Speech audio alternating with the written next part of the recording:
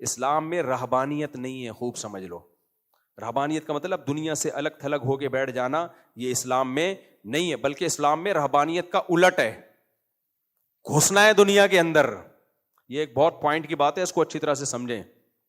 آج ہمارے دینداروں کا جو ذہن بن گیا ہے نا، اور جس چیز کو پروموٹ کیا جا رہا ہے وہ یہ کہ ہم نے دنیا سے الگ تھلگ رہنا ہے. تبھی اس طرح کی تحریکیں چل رہی ہیں کہ مدرسے کا کام صرف مولوی تیار کرنا ہے جو مسجد میں امامت کرے، بالکل دیسی مفتی ہو، کہیں حکومت کے کسی ادارے میں نہ ہو. اس پہ فخر بھی کیا جاتا ہے. دیکھو مدرسے کا کام ڈاکٹر انجینئر تیار کرنا نہیں ہے، یہ بات 100% درست ہے. ڈاکٹر انجینئر تیار کرنا یونیورسٹیوں کا کام ہے، لیکن مدرسے کا کام ایسے علماء تیار کرنا جو حکومتی اداروں میں جائیں، یہ ہے مدرسے کا کام. کیونکہ اگر آپ ریاست سے الگ تھلگ ہو کے بیٹھ گئے، آپ کے پاس پاور بولو ختم، اور باطل لوگ ان شعبوں میں چلے جائیں گے. تو یہ تو رہبانیت ہے نا. اس رہبانیت اگر نبی صلی اللہ علیہ وسلم اس طریقے کو پسند کرتے تو آپ حکومت اپنے ہاتھ میں لیتے. اسلام اسٹیٹ چاہتا ہے، ریاست چاہتا ہے، تو ریاست تو ریاستی اداروں میں جانے سے ہاتھ میں آئے گی. ریاستی اداروں سے بائیکاٹ کر کے ریاست کہاں سے ہاتھ میں آئے گی؟ نہیں آئی میرا خیال ہے بات سمجھ میں. ریاست تو ان اداروں میں جا کے آپ کے کنٹرول میں آئے گی جن اداروں جو ریاست کو چلاتے ہیں، ان میں سیاست بھی ہے، ان میں بیوروکریسی بھی ہے، ان میں عدلیہ بھی ہے، اس میں فوج بھی ہے. تو اگر ہم یہ خود ہی مان لیتے ہیں کہ مدرسے کا یہ کام ہی نہیں ہے تو باطل تو کہے گا زندہ آباد. لیکن ہم تو چاہتے تم الگ تھلگ رہو، تم نے خود ہی کہہ لیا کہ ہم تو آئیں گے ہی نہیں. تو عجیب سی بات ہو گئی میرے بھائی. تو ہاں علماء کا کام مسجدیں سنبھالنا بھی ہے، مدارس سنبھالنا بھی ہے، لیکن صرف یہ نہیں ہے. تبھی تو ہم سیاست میں بھی علماء کے آنے کے قائل ہیں، ورنہ پھر سیاست بھی چھوڑ دو. کیونکہ سیاست میں آ کے بھی کچھ نہ کچھ تو آپ کو حکومت سے بینیفٹس لینے پڑتے ہیں. بلکہ سب سے بڑا بینیفٹ تو یہ کہ آپ حکومت سے کرسیاں لے رہے ہیں، ٹھیک ہے نا. یہ تو سب سے بڑی سہولت ہے. آپ کا کیا خیال ہے جب آپ مشرف سے کرسی لیں گے تو مشرف کی کچھ باتیں نہیں مانیں گے آپ؟ جب آپ ضیاء الحق سے کمپرومائز کر کے کچھ کرسیاں سیٹیں لیں گے سیاست میں آ کے، حکومت سے فائدہ اٹھائیں گے، تو کیا حکومت کو کچھ فائدہ نہیں دیں گے؟ یا وہ آپ کے پھپھا چاچا لگتے ہیں، آپ کو فری پھوکٹ میں سیٹیں دیتے چلے جائیں؟ ابے نہیں آ رہی میرا خیال ہے بات سمجھ میں. تو ریاست سے ہر شخص فائدہ اٹھاتا ہے، ہر شخص فائدہ اٹھاتا ہے. اس کو ریاست کا پٹھو کہہ دینا کہ جو ریاست سے فائدہ اٹھائے سرکاری ملا ہیں، بھائی یہ غلط ہے. سب ریاست سے فائدہ اٹھاتے ہیں، کچھ اپنے لیے اٹھاتے ہیں، کچھ قوم کے لیے اٹھاتے ہیں. تو اسلام کہتا ہے ریاست سے فائدہ اٹھاؤ، ریاست میں گھسو بھی، اپنے لیے نہیں. کس کے لیے؟ قوم کے لیے. تو یہ تو گھسنا، یہ جامع رشید کا یہی تو ویژن ہے. 2 اور 2 4 کی طرح کلیئر ویژن ہے. تو اب اس کو کیا بنا کے پیش کر دیا جامع رشید والوں کو؟ سرکاری ملا، سرکاری ملا. او بھائی سرکاری ملا ہوتے نا مفتی عبد الرحیم صاحب کی آج جائیدادیں ہوتی، 2 ٹکا نہیں ہوتا. ہو گھر میں بھی ابھی بھی سبزی، مجھے کل کسی نے بتایا ان کے قریبی 1 مہینے سے گھر میں گوشت نہیں پکائے، کیونکہ اساتذہ کی تنخواہیں نہیں جا رہی ہیں. تو کہہ رہے ہیں ان کے گھر میں بھی نہیں آ رہی، ورنہ محتمم کے اپنے پراٹھے چل رہے ہوتے ہیں بہت سے، سب کی بات نہیں کر رہا. تو اس لیے یہ جو آج کل میڈیا کی جنگ ہے نا، الزامات، تہمتیں، اور یاد رکھو زیادہ الزام وہی لگائے گا جو خود مبتلا ہوتا ہے. زیادہ الزام اکثر وہی لگا رہا ہوتا ہے. تو ریاست سے اسلام الگ نہیں ہو سکتا میرے بھائی. It is called rahbaniyat. حدیث میں آتا ہے لا رہبانیت فی الاسلام. ہم جنگلوں میں رہیں گے تو پھر ریاست سے الگ ہیں. جب ہم شہروں میں رہتے ہیں، آبادیوں میں رہتے ہیں، تو ہمارا ریاست سے لنک ہوگا. ریاستی اداروں میں بھی جائیں گے اور جائز طریقے سے ریاست کو کنٹرول میں لانے کی بھی کوشش کریں گے. ریاست کو کنٹرول میں لانے کے 2 ہی طریقے ہیں، یا تو بغاوت کر لو، تلوار لے کے چڑھ جاؤ، اس سے خون خرابے کے علاوہ کچھ بھی حاصل نہیں ہوگا. اس سے یہ نہیں کہ خلیفہ آ جائے گا، خلیفہ نہیں آئے گا. ملک کے 4-5 ٹکڑے ہو جائیں گے اور غیر مسلم طاقتیں قبضہ کر لیں گی. دوسرا طریقہ ہے تمیز سے، تعلیمی اداروں کے ذریعے، اور اپنے مدرسے کی صنعت کو ایسا ویلیویبل بناؤ کہ آپ کا مدرسے کا عالم ہر ادارے میں جا سکے. نظام تعلیم آپ کا ہو، وہ گورنمنٹ کا نہ ہو.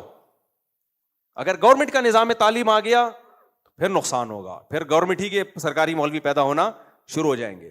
تعلیمی نظام آپ کا ہو، ٹیچرز آپ کے ہوں، لیکن آپ کے سرٹیفکیٹ کی اتنی ویلیو ہو کہ اس سرٹیفکیٹ کے ساتھ آپ فوج میں بھی جا سکو، آپ عدالت میں بھی جا سکو، آپ وکالت میں بھی جا سکو، آپ پولیس میں بھی جا سکو، آپ بیوروکریسی میں بھی جا سکو. یہ جرم ہم سے ہوا ہے جس کی وجہ سے پورا ملک ہمارے ہاتھ سے نکل گیا. اب ہم رو رہے ہوتے ہیں، چند فیصد لوگ ہیں جو ہمیں کوڑے مار رہے ہیں، جو قانون پاس نہیں ہونے دے رہے, جو یہ نہیں ہونے دے رہے. بھائی وہ چند فیصد لوگوں نے محنت کی, وہ ایسے پاورفل اداروں میں چلے گئے. ہم نے محنت ہی نہیں کی, ہم نے ذہن یہ بنایا کہ ہمارا یہ کام ہی نہیں ہے, ہمارا کام صرف مسجد اور مدرسہ ہے. تو بھائی جب آپ خود مان رہے ہو کہ ہمارا کام ہی نہیں ہے ریاستی اداروں میں گھسنا, تو پھر جب ریاستی ادارے آپ کے خلاف گڑبڑ کرتے ہیں تو پھر شور کیوں مچاتے ہو؟ اپنے بندے تو تمہارے ہیں ہی نہیں وہاں. نہیں آئی میرا خیال ہے بات؟ تو عجیب دماغ ہو گیا بھائی صاحب. تو بار بار میں یہ بات کہتا ہوں, لا رہبانیت فی الاسلام, اس حدیث کو یاد رکھ لو. بلکہ قرآن میں کیا آتا ہے, وَرَهْبَانِيَّةً ابْتَدَعُوهَا, یہود و نصارہ جو تباہ ہوئے ہیں نا, اس کی ایک بہت بڑی وجہ تھی رہبانیت جو انہوں نے گڑھ لی تھی, اور آج ہم بھی اسی ٹریک پر چل رہے ہیں. یعنی مسلمان جتنا بڑا مکھنچو ہوگا نا اتنا نیک سمجھا جاتا ہے. وہ مکھنچو سمجھتے ہیں, کبھی ایک دو دفعہ میں دو چار مکھنچو لا کے دکھاؤں گا, لیکن وہ پھر ناراض ہو جائیں گے. جتنا بڑا مکھنچو. تو ہم تو کوشش کر رہے ہیں کہ مدرسہ کہیں بھی نہ جائے, مدرسہ کے جو فارغ شدہ عالم ہے وہ کسی کام کا ہی نہ ہو, اس کے سرٹیفکیٹ کی کوئی ویلیو ہو ہی نہیں. نہ وہ فوج میں جائے, نہ وہ بیوروکریسی میں جائے, نہ وہ حکومت میں جائے, نہ وہ کسی یونیورسٹی میں لیکچرار لگے. تو بھائی آپ تو اپنے پاؤں پہ خود ہی کلہاڑا مار رہے ہو. دیکھو بس جلدی سے بات کو میں ختم کرتا ہوں, وقت بہت ہو گیا. نبی صلی اللہ علیہ وسلم کی سیرت اور آپ کے ذمہ جو اللہ نے کام لگایا ہے نا, اس کے دو پہلو ہیں, یہ بس سبق کے طور پہ یاد کر لیں. پیغمبر جو دنیا میں آئے کتنے کاموں کے لیے؟ بولو نا. جو نبوت کے کام تھے کتنے؟ دو. ان دو میں ایک تھا ریاست اور ایک تزکیہ, پرسنلی لوگوں کی اصلاح کرنا, یہ بھی تھا, اور ریاست قائم کرنا, یہ بھی تھا. اگر آپ ریاست کو نکال دو نا اس سے, سارے پروسیس سے, بس لوگوں کو اللہ اللہ سکھانا ہے, داڑیاں رکھوانی ہے, نمازی بنانا ہے, پرہیزگار بنانا ہے, تو آدھا کام تو نبوت کا آپ نے ختم کر دیا. اور اس آدھے کام سے یہ دوسرا بھی تھوڑی دنوں میں خود ہی ختم ہو جائے گا. بہت مشکل ہے یار, بہت مشکل ہے بات سمجھانا. دیکھو نبی صلی اللہ علیہ وسلم کی جو نبوت تھی یہ قرآن سے ثابت ہے, ارسل رسولہ بالہدی ودین الحق لیظہرہ علی الدین کلہ. اللہ تعالیٰ کہتے ہیں میں نے اپنے نبی صلی اللہ علیہ وسلم کو, محمد صلی اللہ علیہ وسلم کو بھیجا ہدایت کے ساتھ, لیظہرہ علی الدین کلہ, تاکہ آپ اس کو تمام ادیان پہ غالب کر دیں. تو غلبہ اسٹیٹ کے ساتھ ہوتا ہے یا وداؤٹ اسٹیٹ ہوتا ہے؟ کبھی ایسا ممکن ہے کہ اسٹیٹ کے بغیر آپ ہو اسٹیٹ کے ماتحت اور آپ کا اس اسٹیٹ میں غلبہ ہو؟ یا تو بغاوت ہوگی اور آپ کی اپنی اسٹیٹ قائم ہو جائے گی, یہی ہوگا نا. کسی اسٹیٹ کے تحت آپ رہتے ہیں, یا تو اسٹیٹ آپ کے ہاتھ میں آئے گی یا آپ اس اسٹیٹ کے تحت ہی رہو. تیسرا آپشن پریکٹیکلی ممکن نہیں ہے. تو اب اسٹیٹ میں جانے کے دو طریقے ہیں, یا تو آپ بغاوت کر لو, خون خرابہ کرو, یا آپ کے پاس کیا طریقہ ہے, ان تمام اداروں میں گھسنے کی کوشش کرو. تو خلاصہ یہ نکلا میرے بھائی, اسلام میں رہبانیت بولو نہیں ہے, ریاست اسلام کا حصہ ہے, اس کے بغیر اسلام نہیں ہے. اب ریاست میں یا تو الڑ دو پھلڑ دو, مار پیٹ دو, کچھ بھی حاصل ہونے والا نہیں ہے. یا پھر دوسرا طریقہ یہی ہے کہ ان تمام اداروں میں گھسنے کی کوشش کرو جس سے ریاست چلتی ہے. آپ نہیں گھسو گے تو باطل لوگ گھس جائیں گے. اللہ تعالیٰ سمجھنے کے عمل کی توفیق عطا فرمائے.